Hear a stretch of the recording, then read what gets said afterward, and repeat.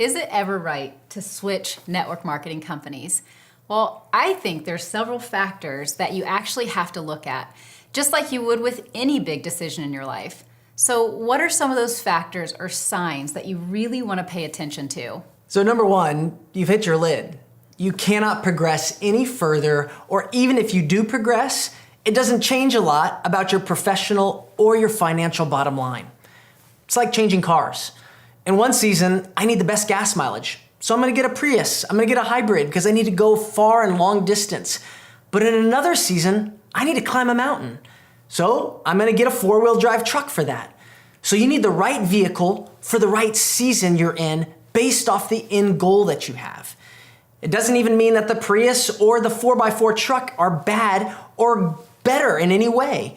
It just means you need something different for that season. I think that's a great point. And I think when you're evaluating if it's ever right to switch network marketing companies, you have to look at a second thing. Maybe the company has changed. So let's address the elephant in the room. None of us want to be that person who hops from company to company. I think everyone's goal is to be loyal and long-term to build a business with the same company. But sometimes the company changes and it forces you to have to make a decision. It could be leadership turnover. Maybe the change of guard, so to speak, it changes a little bit of that original mission and vision that you fell in love with, or maybe how the mission's carried out. Or maybe there's something even moral or ethical that you're struggling with, and it forces you to decide if you're gonna align with the direction the company's headed. So number three, the exact opposite is true as well. Maybe it's you that changes and the company stays the same. This is like when you're dating and the dysfunction you both have becomes really apparent. What are you saying, babe?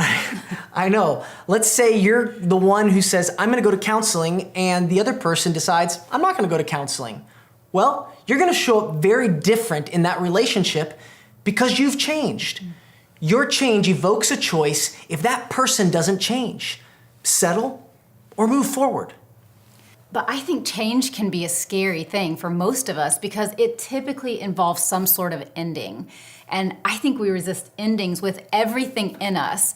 But if we look at the natural order of the world around us, seasons are the best example of how healthy endings can be carried out when at the right time and in the right order. So if spring resisted change, we'd never have the harvest of summer that comes right on its heels. And if summer resisted fall, we would never have all of the seeds that fall to the ground that create life later. And without the rest that comes in winter, the ground would not be prepared for the new life of spring. You know, we can learn a huge lesson just looking at nature. There's a time for every season. But if you put this decision into any other context, changing jobs, changing schools or churches, leaving one business to start your own company, it comes down to something pretty simple. You make the decision that is best for you, your family, and your future.